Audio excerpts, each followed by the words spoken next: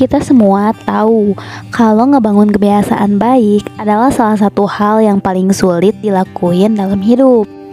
Misalnya, saat kita mau konsisten mengerjakan sesuatu yang sulit, rasanya dibanding bertahan, kita memilih untuk nyari jalan pintas lain yang mungkin lebih mudah untuk dilakukan. Padahal sesuatu yang baik emang ngebutuhin usaha yang lebih besar kan? Dan sebuah harapan gak bisa diraih begitu saja tanpa fase naik turun terlebih dahulu. Jadi kalau kita bisa melewatinya, kita akan mendapatkan kesempatan untuk berkembang, atau setidaknya mempertahankan kebiasaan baik itu sendiri. Nah, kali ini kita akan bahas kebiasaan yang sebenarnya sulit tapi penting untuk dilakuin.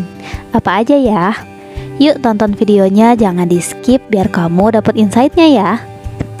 Yang pertama, berhenti dengan kebiasaan menunda-nunda. Seperti yang kita ketahui nih, menunda-nunda adalah kebiasaan buruk yang mengacaukan aktivitas. Tapi walaupun kita tahu itu buruk, entah kenapa ya, kok rasanya sulit banget untuk menghindarinya. Apalagi kalau tugas itu punya tenggat waktu yang cukup lama. Aduh, makin males deh rasanya.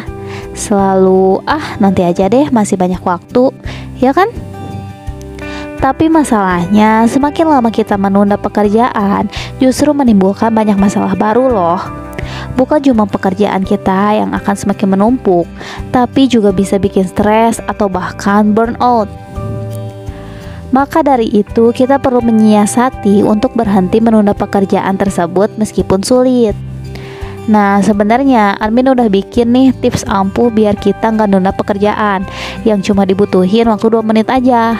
Kalau kamu tertarik untuk lebih jelasnya, tonton videonya ya. Atau untuk mengatasi menunda itu, kamu bisa mencari motivasi kenapa kamu harus nyelesain kerjaan itu secepatnya. Jangan lupa untuk menyingkirkan barang-barang yang bisa mendistraksi kamu ya. Yang kedua, membiasakan diri untuk konsisten. Ini juga sama nih. Konsistensi seringkali juga jadi penghambat kita saat mau berusaha memulai membentuk habit. Apalagi kalau kita ngerasa bahwa usaha atau perubahan itu gak kelihatan hasilnya. Paling ya nyerah lagi, hehe. Padahal berproses emang ngebutuhin waktu yang cukup panjang, gak instan. Untuk bikin mie instan aja butuh proses dulu kan, gak langsung tring jadi gitu.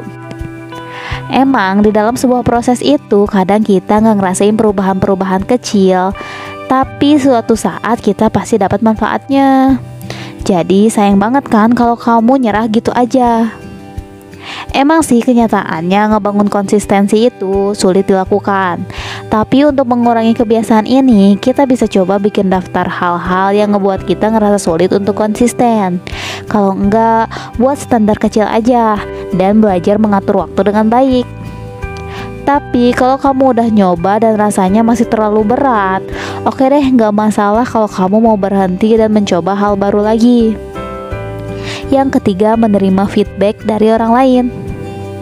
Gak bisa dipungkiri, menerima kritik atau feedback dari orang lain juga menjadi hal yang cukup sulit dilakukan dalam hidup dibandingkan kita yang memberikan kritik.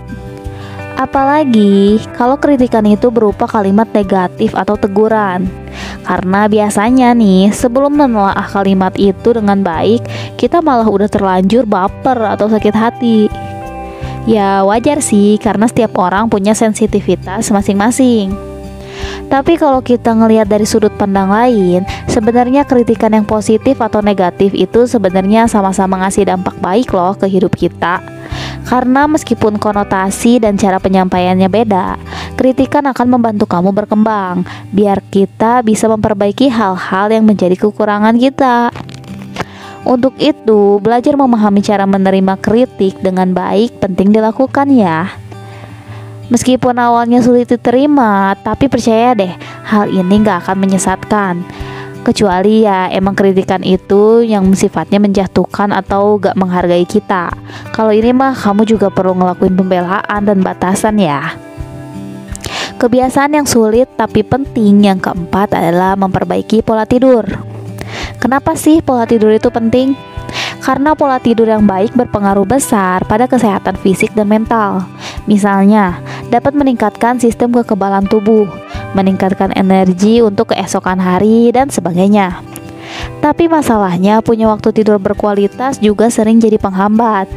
Sebenarnya bukan karena kita nggak tahu dampak buruknya sih, tapi lebih sering karena adanya distraksi dari godaan smartphone.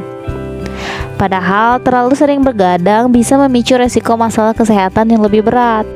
Jadi untuk mengurangi kebiasaan itu, coba deh trik sederhana ini. Misalnya dengan menghindari makan sebelum tidur, tidur di jam yang sama setiap malam, dan juga kurangi bermain gadget di malam hari ya. Yang terakhir, membaca buku.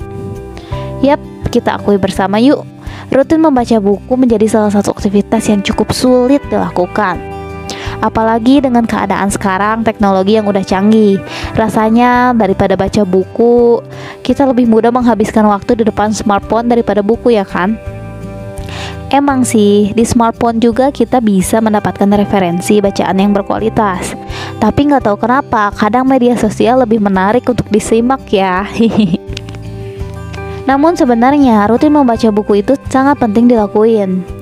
Selain menjaga otak agar mampu menjalankan fungsinya dengan baik, membaca juga bisa menambah wawasan dan pengetahuan. Bonusnya, kamu juga akan mendapatkan bekal pengalaman dan motivasi kalau kamu ingin menjadi seorang penulis loh. Untuk itu, menyempatkan waktu kamu membaca buku 15 menit aja per hari sebenarnya udah cukup.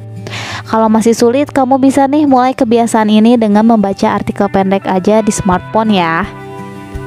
Oh iya, kalau kamu ingin jadi si pecinta buku, kamu bisa cek video di channel ini tentang gimana cara jatuh cinta dengan buku.